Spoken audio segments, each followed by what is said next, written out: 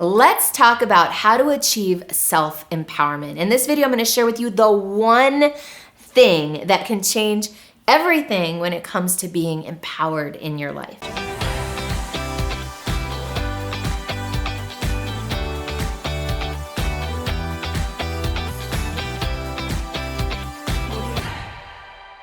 What does it mean to be self-empowered? A person who's self-empowered is the master of their life. A person who is self-empowered is calling the shots, is living life on their terms, based on their vision and their destiny. And so I've done a lot of work on myself and with a lot of clients to discover what is at the core, what is underpinning the entire concept of self-empowerment. Now, there's a lot of things that go into self-empowerment, but what I've found is that it all comes back to one thing, one word, and that word is choice, choosing. So let me explain what I mean. First I want to make a distinction between two different words that you might think mean the same thing. Decision and choice, or deciding and choosing. So when we talk about deciding, we're talking about literally the definition of decide, or the root from the Latin is to kill off options. So when we decide, like homicide or suicide, right? We are killing one choice. We're killing options and deciding and choosing and ending up with one. So deciding is really about taking different options and weighing them and making what can be often, usually, a rational decision about what you're going to do or try or get or be. Now, on the other side, there's this concept, there's this word choice. Now, choice we can sometimes confuse with decide, but choice really is something that you don't have to make a choice rationally. At any given moment in life, we can choose and make a choice for whatever we want. And we don't have to kill off any options. We can just choose one option. Now, you might think that this is kind of irrelevant or semantics, but the reason this matters is that what I believe and what I've seen be at the core of self-empowerment is being able to choose what is, and being able to choose with clarity and intention what we have in our life right here, right now. Meaning, rather than, for example, let's say that you've been diagnosed with a disease. Let's say you've been diagnosed with cancer. Nobody would decide to be diagnosed with cancer. And in fact, if given the choice between having cancer and not having cancer, I'm sure that 100% of us would choose and decide not to have cancer. But the fact is, getting cancer, by and large, I would imagine, all the time, is not something that we decide. It's something that happens.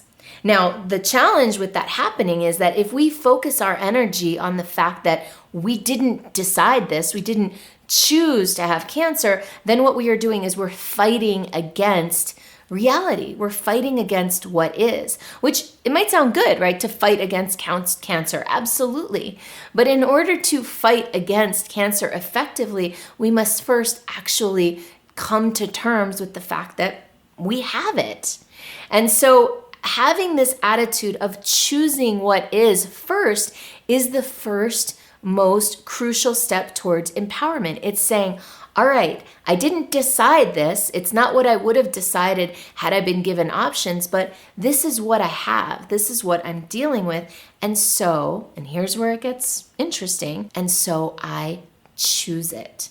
I am choosing. I am not only accepting that I have this condition, this disease, I am choosing it because I'm choosing it so that. And it's that because and that so that gives this choice its power, right? So once we say, I am choosing it, for what? Well, I'm choosing it to learn how to work with my body, or I'm choosing it to learn how to overcome a negative situation and turn it into something positive. I am choosing it in order to get to know myself better. I am choosing it to learn how how to lean on people and how to let people support me and help me. I don't know the why, right? But when we come from a place of, when we are empowered, we come from a place of choosing. Let me give you another example that's near and dear to me that I have never actually shared in this type of public forum. I came very close to getting engaged at one moment in my life, or I got engaged, sorry. I came very close to getting married at one point in my life. And that relationship blew up in a very spectacular and dramatic fashion, which I'm not going to get into details, but suffice it to say it was embarrassing. It was painful, very, very painful.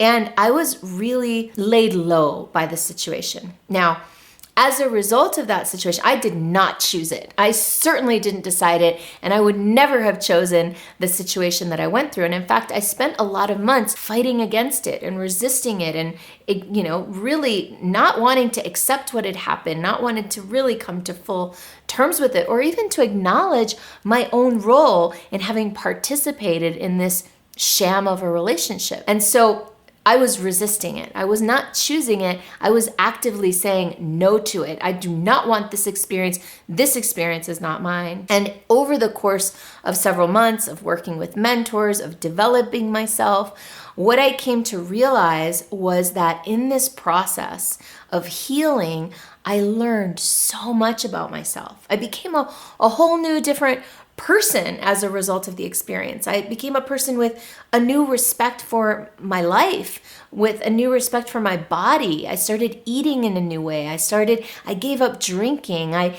quit doing all sorts of things that were really bad for me because I started to recognize that a lot of the choices that I had made leading up to that point in my life were what had led me to that situation. And so looking back, it took me several years to get to this point. Looking back, I was able to say, wow, thank you.